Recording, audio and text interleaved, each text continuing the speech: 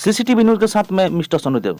आज हम बात करेंगे बिहार के प्रथम बौद्ध आचार्य माननीय ऑनरेबल एडवोकेट राजदेव बौद्ध के साथ।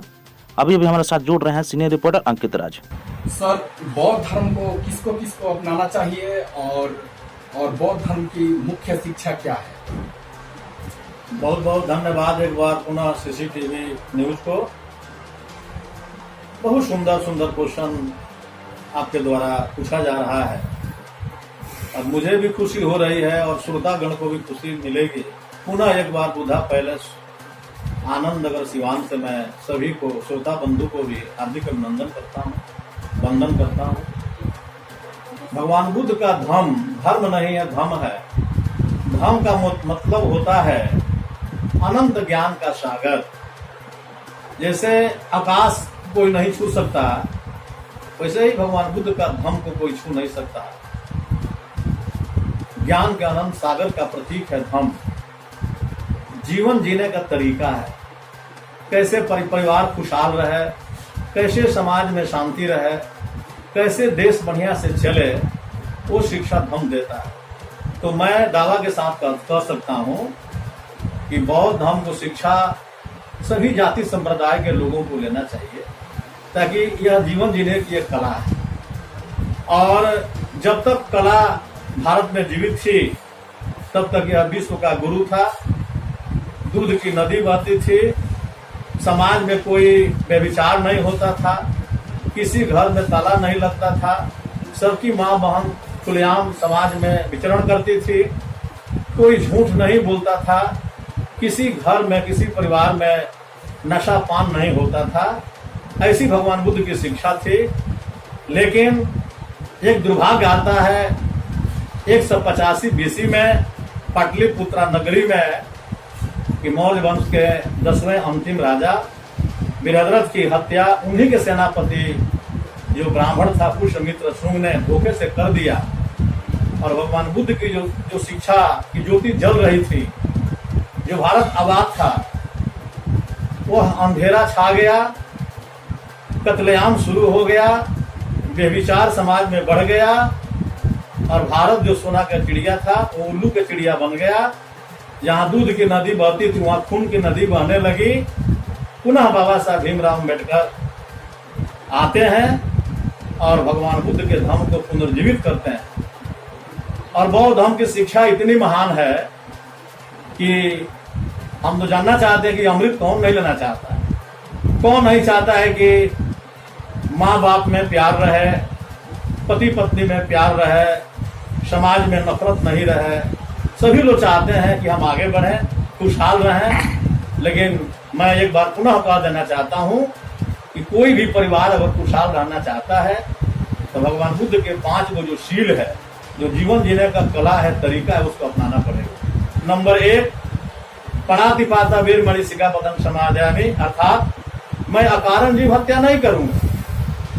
अकारण जीव हत्या नहीं करने से स्वयं वो है आदमी और परिवार निर्मल जीवन जीता है, निर्भय जीवन जीता है।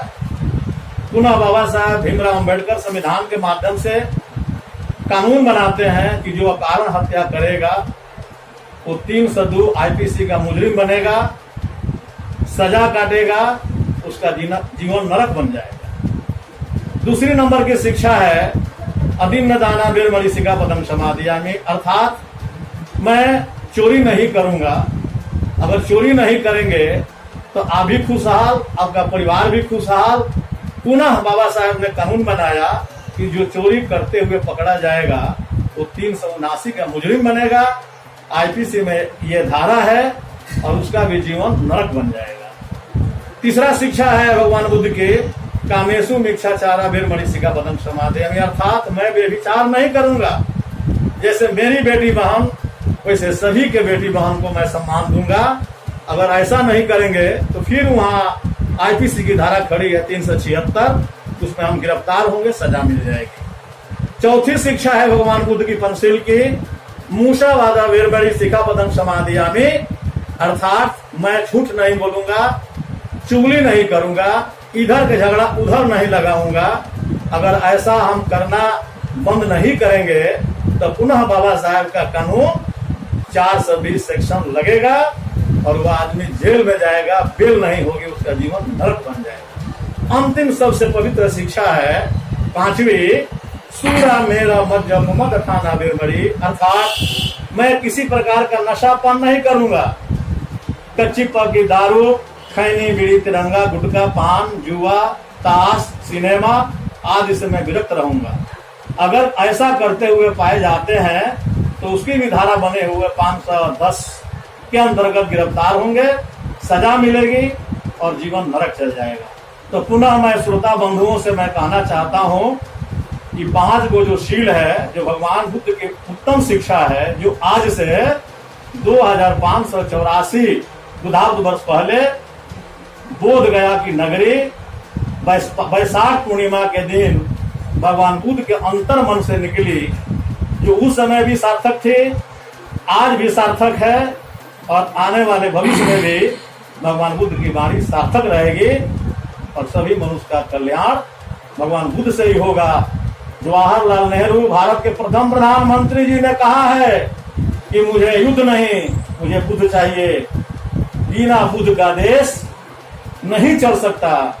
इसलिए पुनः मैं भारतवासियों को हाथ जोड़ करके मैं प्रार्थना करता हूं कि अपने मिट्टी से पैदा हुआ धर्म को पहचानिए और अपने घर में आइए और देश को खुशहाल बनाइए, सोने का चिड़िया बनाइए, ताकि भगवान बुद्ध के सिवा दूसरा कोई भी धर्म आपको मानसिक आजादी नहीं दे सकता है, नफरत से नहीं निकाल सकता है।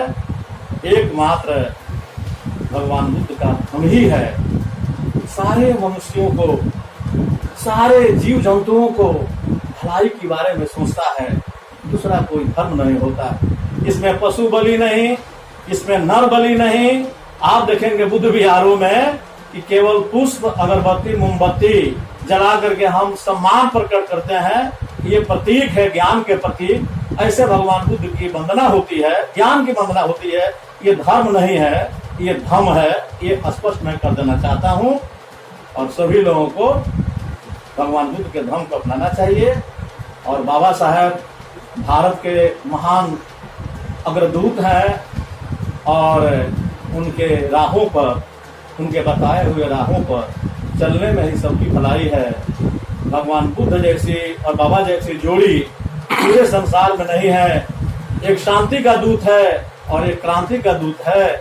ऐसे गुरु शिष्य की जोड़ी पूरे विश्व में कहीं दिखाई नहीं पड़ती है।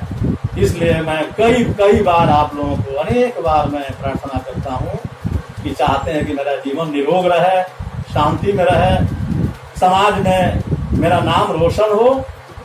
तो चलें बुद्ध की ओर।